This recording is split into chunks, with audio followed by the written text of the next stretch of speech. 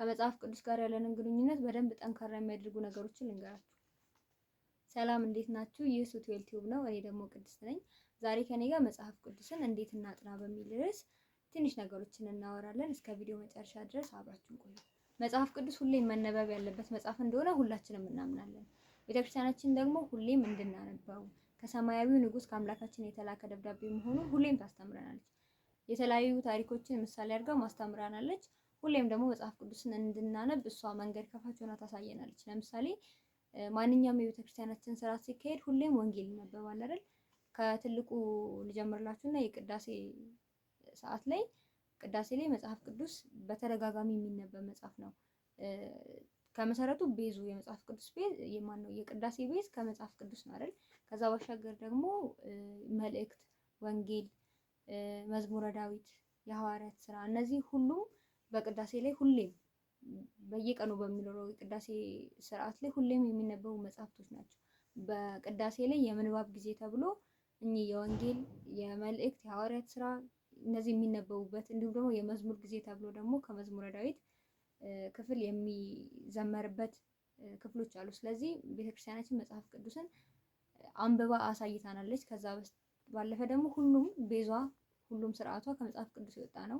ከዛ ባሻገር ደግሞ ቤተክርስቲያናችን መጽሐፍ ቅዱስን ስታነብ ወይም ደግሞ ወንጌል ሲነበብ ከክብሩ ጀምሮ ታሳየናለች። ወንጌል ሲነበብ ሁላችንም አይተን ከሆነ ድባብ ተዘርግቶ የሚንቀሳቀስ ቆሞ ካህናት ሁሉም በቃ ትኩረቱን ወደዛ አድርጎ ሰማይና ምድር ያድምጥ በሚለው ቃል መሰረት ሁሉም ትኩረቱን ወደ ወንጌል አድርጎ ሁሉም ስራውን አቁሞ ነው ወንጌል የሚነበበው ወይም ደግሞ የምናዳምጠው ማለት ነው። እና የትኛውም ስርዓት ላይ ደግሞ ወንጌል ይነበባል። ቀብር ቢኖር ወንጌል ይነበባል። ክርስትና ቢኖር ወንጌል ይነበባል።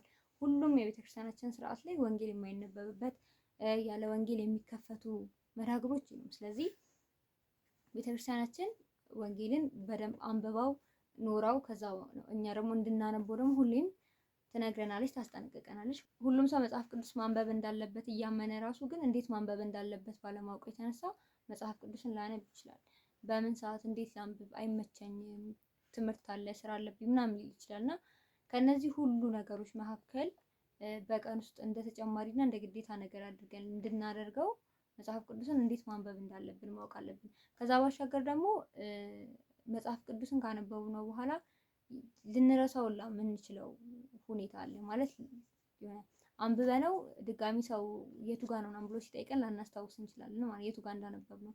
እና እንደዚህ አይነት ነገሮች አንዳንዴ እንዳናነብ ምክንያት ሊሆኑ ይችላሉ። በእርግጥ በቂ ምክንያት ሆኖ አይደለም፣ ግን ያው እንደ ሰው ምክንያት አድርገን ልናቀርባቸው እንችላለን። እና እነዚህ ነገሮች ለማስተካከል እና መጽሐፍ ቅዱስን ስናነብ ደግሞ ለምሳሌ የሆነ ልብ ወለድ መጽሐፍ አንብበን ከሆነ ከሰው ጋር ስናወራው እንደዚህ ሆኖ እያለን ስናስረዳው በቃ የምር እዛ ካራክተሮች ውስጥ እዛ ታሪክ ውስጥ ገብተን ቤተሰብ ሆነን ያን መጽሐፍ ተጀምሮ እስኪያልቅ ድረስ ያነበብነው ማለት ነው። እና በቃ ለሰዎች ያሬ መጽሐፍ አንብቦ ምናምን ብለን ራሱ ለመንገር በደንብ ከመጽሐፉ ጋር ያለንን ግንኙነት አጥብቆታል። ያቺ መጽሐፉን ያነበብንበት ወቅት ከመጽሐፍ ቅዱስ ጋር ደግሞ ያለንን ግንኙነት በደንብ እንዲያጠብቅ መጽሐፍ ቅዱስ የምናነብበት ሁኔታ ይወስናል ማለት ነው።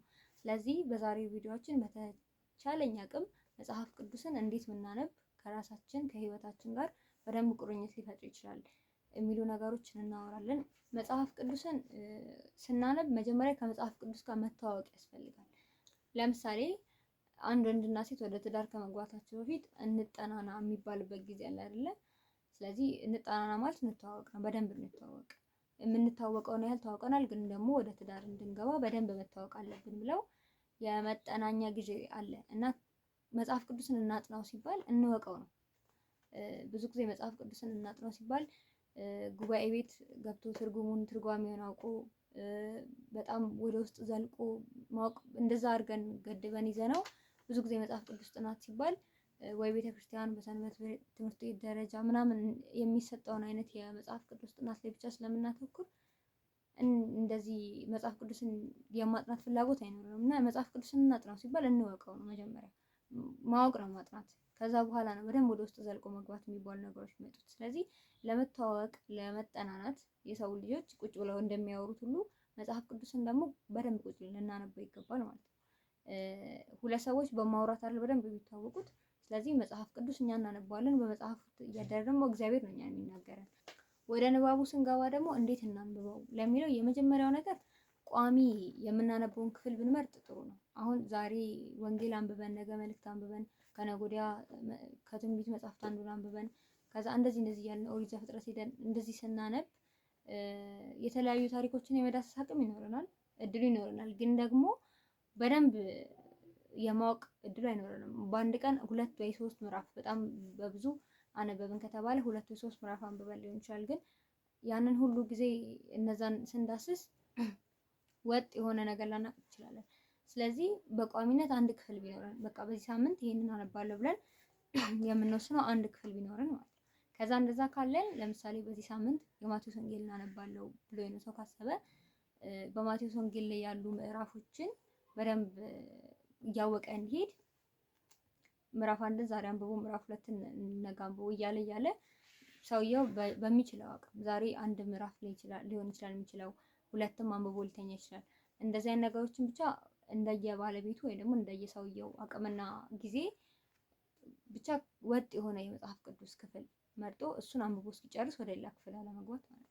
እንደዛ ማድረጉ ወጥ የሆነ ከእውቀትም አንፃር ወጥ የሆነ እውቀት እንዲኖረን ያደርጋል ማለት ነው። ምክንያቱም አሁን ወደዚህ እያልን በምናነብበት ሰዓት እንዳልኳቸው ነው ነገሮችን የመዳሰስ እድል ይኖረናል፣ ግን ደግሞ በደንብ ጠልቀን የማወቅ እድሉ አይኖረንም። ስለዚህ በመጀመሪያ ደረጃ ማድረግ ያለብን ነገር ስናነብ ይሄንን አነባለሁ ብለን ስንከፍት ያንን ያቀድነውን ማንበብ ነው። ዛሬ ምዕራፍ 1 አንብበን ጨርሰን ከሆነ ነገ ምዕራፍ 2 ተከታታይ ማድረግ ማለት ነው።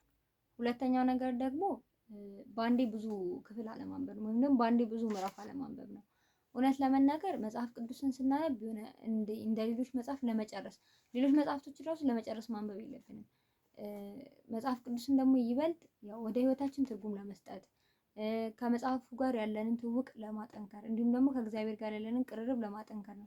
እንግዲህ እግዚአብሔር እኛ የሚናገረን ከብዙ ነገሮች በአንዱ በመጽሐፍት ነው አይደል? በመጽሐፍ ቅዱስ ይናገረናል። ሁሌም እኛ በጸሎት ስንጠይቀው እሱ በመጽሐፍት ይመልስልናል እንደሚባለው የእግዚአብሔርን መልእክቱን የእግዚአብሔርን ሀሳቡን ለመረዳት በአንዴ ብዙ ምዕራፍ ብዙ ክፍል በማንበብ አይደለም። ስለዚህ መጽሐፍ ቅዱስ ስናነብ እንደው በቀን ውስጥ ከ2 ምዕራፍ በላይ ባናነብ ራሱ ማለት በደንብ እውነተኛ ልብ ውስጥ እንዲቀር ከተፈለገ 1 ምዕራፍ በቂ ናት። ስለዚህ ልምዱ ከሌለን ደግሞ ጭራሽ በአንዴ ብዙ ምዕራፍ በማንበብ ሀሳባችን ሊበተን ይችላል። ያነበብነው ልንረሳ እንችላለን። ነገ የቱ ጋር እንዳቆምን ራሱ ትዝ ላይለን ይችላል።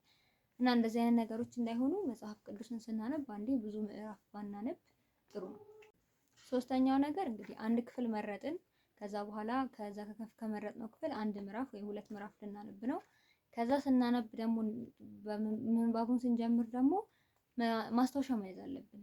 ሶስተኛው ነገር ማስታወሻ መያዝ ነው። ማስታወሻ ስንይዝ ቋሚ ደብተር ይኑረን። አሁን መጽሐፍ ቅዱስ ብዙ ጊዜ ጥቅሶች ምናምን እንዲህ በወረቀት ላይ በምን ላይ ምናምን ይጻፋሉ። እንደዛ አይነት የሚጻፉበት ነገር አንደኛ ልክ አይደለም። ሁለተኛ ነገር ደግሞ ደግመን እነዛን ነገሮች ጥቅሶቹን ቃላቶቹን ራሱ ላናገኝ እንችላለን። ስለዚህ መጽሐፍ ቅዱስን ስናነብ በሆነ ማስታወሻ ላይ ጥቅሶችን ስናገኝ ማለት መያዝ የምንፈልጋቸውን ጥቅሶች ሙሉን መቼም አንጽፈውም፣ ግን መያዝ የምንፈልጋቸውን ጥቅሶች እያዝን ብንሄድ ቋሚ ደብተር ቢኖረን በቃ መጽሐፍ ቅዱስ ጥናት ላይ ነው አይደል ያለነው። ስለዚህ የመጽሐፍ ቅዱስ ጥቅሶችን የጻፍናቸው ቋሚ ደብተሮች ቢኖረን ማስታወሻዎች ካሉ ጆርናል የምናደርግባቸው ደብተሮች ምናምን እነሱ ላይ የመጽሐፍ ቅዱስ ጥቅሶችን ብንጽፍ ማለት ነው። እነዚህ አይነት ነገሮች ደብተሮቻችን ላይ መገኘታቸው ራሱ አንዳንድ ቀን የሆነ ስሜት ውስጥ ሆናችሁ ተናዳችሁ ሊሆን ይችላል፣ ደስ ብሏችሁ ሊሆን ይችላል፣ የሆነ ጥፋተኝነት ተሰምቷችሁ የሆነ ቀን ያንን ክፍል ስትከፍቱት የሆነ መልስ ሊሆናችሁ ይችላል እና በዛ አጋጣሚ ደግሞ ህይወታችሁ ውስጥ እንዲቀርም የሆነ የሚቀሩ መጽሐፍ ቅዱስ ቃላቶች አሉ። በእርግጥ የመጽሐፍ ቅዱስ ቃላቶች ምንም የሚጠገቡ አይደሉም። የመጽሐፍ ቅዱስ ቃላቶችን ካየን ተረትና ምሳሌ አያስፈልግም። የመጽሐፍ ቅዱስ ቃላቶች ራሱ ይበቃሉ። ሁሉ ነገር ያላቸው ናቸው እና መጽሐፍ ቅዱስን ስናነብ ማስታወሻ እያዝን ብንሄድ ጥሩ ነው። በጣም ትልቅ መጽሐፍ እንደመሆኑ ሰፊ ክፍል እንደመሆኑ አንደኛ ምዕራፉን ልንረሳ እንችላለን አንብበን ስንጨርስ። ከዛ ውጪ ደግሞ ከዛ ሁሉ መካከል ፈልጎ ማግኘት ለኛ ስራ ስለሚሆን ቋሚ ደብተራችን ቅርብ ቦታ የምናገኘው ላይ አድርገን ጥቅሶችን እያዝን መሄድ። እንዲህ ማድረጋችን ሌላኛው ጥቅሙ ጥቅሶቹን ሁሌ ስናነባቸው ደብተራችን ላይ ስናገኝ ንግግራችን እስከ መሆን ይደርሳሉ። አሁን ምሳሌያዊ አባባሎችን የምንለው ደጋግመን ስለሰማናቸው ስላገኘናቸው አይደል? ንግግራችን መሀል ጣል ምናምን ስናደርግ የሆነ ምን ረስተነው ምናምን ነገር ወይ ሸምድደነው አይደለም አይደል? በቃ ብዙ ጊዜ ስላየነው ቃላት ስለሰማነው ውስጣችን ስለቀረ ነው። ልክ እንደዛው መጽሐፍ ቅዱስንም ስናነብ ማስታወሻ እያያዝን ጥቅሶችን እያያዝን ሲሆን ንግግራችን መሀል ከሰዎች ጋር ስናወራ ለሰው የሆነ ነገር ለማስረዳት ጥሩ ቃል ሊሆን የሚችለው የመጽሐፍ ቅዱስ ቃል ነው። አሁን ሰው አስታርቁ ብሎ ወይ ደግሞ ሰው የሆነ ጥፋት እየሰራ ልትመክሩት ተነስታችሁ ወይ ደግሞ ሰው ልታስታርቁ ሊሆን ይችላል ወይ ለምንም ሊሆን ይችላል እና ስትናገሩ በደንብ ንግግራችሁ ላይ የመጽሐፍ ቅዱስ ቃላትን መጠቀም ልምድ እንዲኖራችሁ እንደዚህ አይነት ነገሮች አስፈላጊ ናቸው። ይሄ ደግሞ የበለጠ ከመጽሐፍ ቅዱስ ጋር ያለንን ቅርበት ያጠነክራል ማለት ነው። የዕለት ዕለት ንግግሮቻችን ውስጥ መጽሐፍ ቅዱስ መግባት ከቻለ በጣም ጥሩ ነው የሚሆነው ለኛ። ስለዚህ ጥቅሶችን እያያዝን ብንሄድ ጥሩ ነው እንዳንረሳቸው። ሌላኛው ከማስታወሻ ጋር ተያይዞ ማነሳላችሁ ነገር ጥቅስ ስንይዝ ስለወደድነው ቃሉ እንዲቀር ስለፈለግን ብቻ ሳይሆን ጥያቄ የሚሆኑብን የሚፈጥሩብን ክፍሎች ሊኖሩ ይችላሉ። ጥያቄ የሆኑብን ነገሮችን ጥቅስ አስቀምጠን መምህራንን በምናገኝበት ጊዜ ሊሆን ይችላል፣ ከሌሎች መጽሐፍቶችን ፈልገን ሊሆን ይችላል። ያንን ጥያቄ የሆነብንን ነገር ለመመለስ ጥቅሱን መያዝ ያስፈልጋል። ስለዚህ ማስታወሻ እያያዙ ማንበብ በጣም ወሳኝ ነገር ነው። ሶስቱ ነገሮች ለመጽሐፍ ቅዱስ ጥናት ወሳኝ የሚባሉ ነገሮች ናቸው። ከነዚህ ተነስተን ነው ከዛ በኋላ ጥልቅ ወደ ሆነው የመጽሐፍ ቅዱስ ጥናቶች የምንገባው። መጀመሪያ አንብበን ተረድተን ጥቅሶችን አይተን ለይተን ከጨረሰን በኋላ ነው እና በመሰረታዊነት ቋሚ መጽሐፍ ቅዱስ ክፍል መምረጥ፣ ከዛ ደግሞ ከነዛ ከመጽሐፍ ቅዱስ ክፍሎች ደግሞ በአንዴ ብዙ አለማንበብ፣ አንድ ምዕራፍ ወይ 2 ምዕራፍ ብቻ ማንበብ፣ ከዛ ደግሞ ሶስተኛ ነገር ማስታወሻ እያያዙ ማንበብ። እነዚህ በጣም መጽሐፍ ቅዱስን ለማንበብ ለማወቅና ከመጽሐፍ ቅዱስ ጋር ያለንን ቁርኝነት ጠንካራ ለማድረግ ወሳኝ የሚባሉ ነገሮች ናቸው። እንደ ተጨማሪ ደግሞ ወሳኝ ሌላ ነገር እንደ አራተኛ መያዝ ትችላላችሁ፣ የምናነብበት ሰዓት ነው። መጽሐፍ ቅዱስን እንደኔ ማታ ማታ ባናነብ ጥሩ ነው። ማታ ማታ ስናነብ ሁሉን አሁን አብዛኞቻችን የምናደርገው ሁሉን ስራ ከጨረስን በኋላ ከመኝታ በፊት መጽሐፍ ቅዱስን አንብበን ከዛ ወደ መኝታችን ነው የምንሄደው። ከብዙ የቀን ድካም፣ ከብዙ ሀሳብ፣ ከብዙ ስራ በኋላ መጨረሻ አልጋችን ላይ ሆነን ስናነብ ከምናነበው ከምንይዘው ነገር ይልቅ በእንቅልፍ በመተኛትና ባለመተኛት ሆነን በሰመመን የምናነበው ይበልጣል እና የዛኔ ደግሞ ጥቅሱንም ለመያዝ ማስታወሻም ለመያዝ ምናምን የሚሆን ኢነርጂ ላይኖረን ይችላል፣ ላናስታውስም እንችላለን። እና እንደዚህ አይነት ነገሮች እንዳይሆኑ መጽሐፍ ቅዱስ ለማንበብ ጥሩ ሰዓት ብዬ ማስበው እኔ ጠዋት ነው። በተለይ የጠዋት ጸሎት ካደረሰን በኋላ መጽሐፍ ቅዱስ አንብበን ብንነሳ ጥሩ ነው። በቃ የጸሎት ሰዓት ብለን በቀን ውስጥ ማለት ጠዋት ጸሎት ሰዓት ይሄን ያህል ይፈጅብኛል ብለን 30 ደቂቃ ይሁን ብለን ካሰብን ከ30 ደቂቃ ውስጥ ይሄን ያህል ሰዓቱ የመጽሐፍ ቅዱስ ማንበቢያ ነው ብለን ብንይዝ ጸሎት ካደረግን በኋላ እዛ ሆነን አንብበን መነሳት እንችላለን። እንደዛ ማድረጋችን አንደኛ ጥቅሙ ቀናችንን በእግዚአብሔር ቃል ነው የጀመርነው። ስለዚህ በቀን ውሏችን ውስጥ አይምሯችን ውስጥ ሲመላለስ የሚውል የሆነ ቃል ሊኖር ይችላል። የሆነን ቃል ይዘን ልንነሳ እንችላለን። ለውሏችን የሚሆነንን ይሆን እንደ መርህ በቃ የዛሬ ውሎዬ በዚህ ቃል ነው ምናምን ብለን እንድንውል ራሱ የሚያደርጉን መጽሐፍ ቅዱስ ክፍሎች ስለሚኖሩ እንደዛ እንድንውል ከዛ ባሻገር ደግሞ በአዲስ አይምሮ በአዲስ ኢነርጂ ስለሆነ እያነበብን ያለነው ከጸሎት በኋላ ደግሞ ማንበባችን የበለጠ ወደ መንፈሳዊነት ወይም ደግሞ ያንን ቃል በደንብ ተረጋግቶ ለማንበብ የሚሆን ሰዓት ስለሆነ ከጸሎት በኋላ ጧት ቢነበብ በጣም ጥሩ ነው። ከዛ ውጪ ግን ካልተመቸን ቀን ላይ ምናምን ቢሆን ጥሩ ነው። ማታ ማታ ኦልሬዲ ደክሞናል። በደከመ ሰዓት ላይ መጽሐፍ ቅዱስ ማንበብ አይሆንም። ታውቁት የለ እንዲህ መጽሐፍ እያነበባችሁ እንቅልፋችሁ ይወስዳል። ለመተኛት አንዳንዴ መጽሐፍ እናነባለን እንቅልፍ እምቢ ሲለን በቃ ልክ ስታነቡ እንቅልፍ ይወስዳችኋል። እንደዛ ነው የሚሆነው። መጽሐፍ ቅዱስ ስታነቡ አይምሯችሁ አንድ ነገር ነው እየሰራ ያለው እያተኮረ ያለው አንድ ነገር ላይ ስለሆነ መተኛታችን አይቀርም፣ ብዙም ውጤታማ አንሆንም እና መጽሐፍ ቅዱስ በእነዚህ አይነት ሁኔታ መነበብ ስለሌለበት ሌላ ነገር እየሰራን እንቅልፍ ከሚወስደን በእርግጥ መጽሐፍ ቅዱስ እያነበብን እንቅልፍ ቢወስደን በጣም ጥሩ ነው። ግን ከዛ ይልቅ ቀናችን ውስጥ ጥሩ ነገር ጨምረን እንድንጀምር መጽሐፍ ቅዱስን ጠዋት ብናነበው ጥሩ ነው። ይሄ መንገድ በቃ ከላይ ያልኳችሁ ሶስቱና አራተኛውን ጨምሮ መጽሐፍ ቅዱስን በደንብ አንብበን ተረድተን ከህይወታችን ጋር በደንብ ለማገናኘት ህይወታችንን በዛ መንገድ ለማስተካከል ወሳኝ የሚባሉ ነገሮች ናቸው። ለማንበብ ለመጀመሪያ ልምምድ የሚሆኑ ነገሮች ናቸው እነዚህ። ከዛ ባሻገር በተጨማሪነት ቤተክርስቲያን ሄደን መቼም ወንጌል ስንማር ሌሎች ፕሮግራሞች ላይ ጠዋት ቅዳሴ ሊሆን ይችላል፣ ጉባኤ ላይ ስንማር ሰባኪ የሚሰጠውን ጥቅሶች አሉ ይናገራል። ምዕራፍ ጠቅሶ ምናምን ሲናገር የዛኔ ጥቅሶቹን ብንይዝ እሱ ጥሩ ነው። ከዛ ቤት ገብተን መጽሐፍ ቅዱስ በምናነብበት ሰዓት የመጽሐፍ ቅዱስ ማንበቢያ ጊዜ ሊኖረን ይገባል። በነገራችን ላይ በዚህ ሰዓት አነባዋለሁ የሚለው ጊዜ ያስፈልገናል። በቃ የዛኔ ስናነብ እነዛን ጥቅሶች ማንበብ እንችላለን።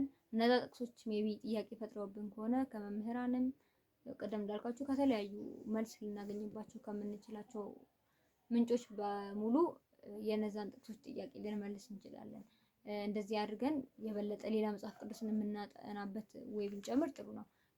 ያው ከማንበቡ ባሻገር መጽሐፍ ቅዱስ ማለት ሌላ መጽሐፍ ቤታችን ውስጥ ቁጭ ብሎ ሳናነበው የሆነ ሰው መጥቶ ስለዚህ መጽሐፍ ቢጠይቅን እኔ እንጃ አላውቅም ማለት የሆነ መጽሐፉን ገዝተን አስቀምጠነው አላነበብነውም ማለት ነው። እና እንደዚህ አይነት መልስ መመለስ እንደሚከብድ ሁሉ መጽሐፍ ቅዱስንም እንደዛ ነው ማወቅ የምንችለው። እና ብዙ ሩቅ መንገድ መሄድ አያስፈልግም፣ ሩቅ አድርጎ ማሰብም አያስፈልግም።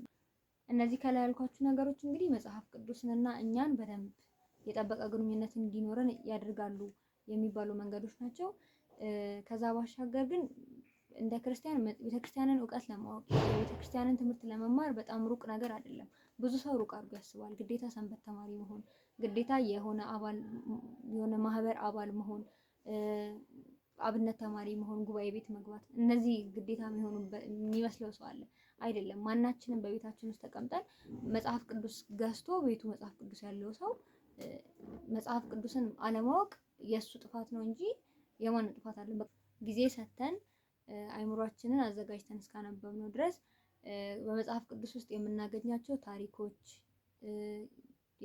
የተጻፉ ሰዎች የሁሉም ታሪክ የእያንዳንዳችን ታሪክ ይኖርበታል እና ለህይወታችን ጥያቄ መልስ፣ ለሃይማኖታችን ጥያቄ መልስ የማናገኝባቸው ምክንያቶች የሉም እና መጽሐፍ ቅዱስን ማንበብ ቤተክርስቲያንን ማወቅ ሩቅ አይደለም።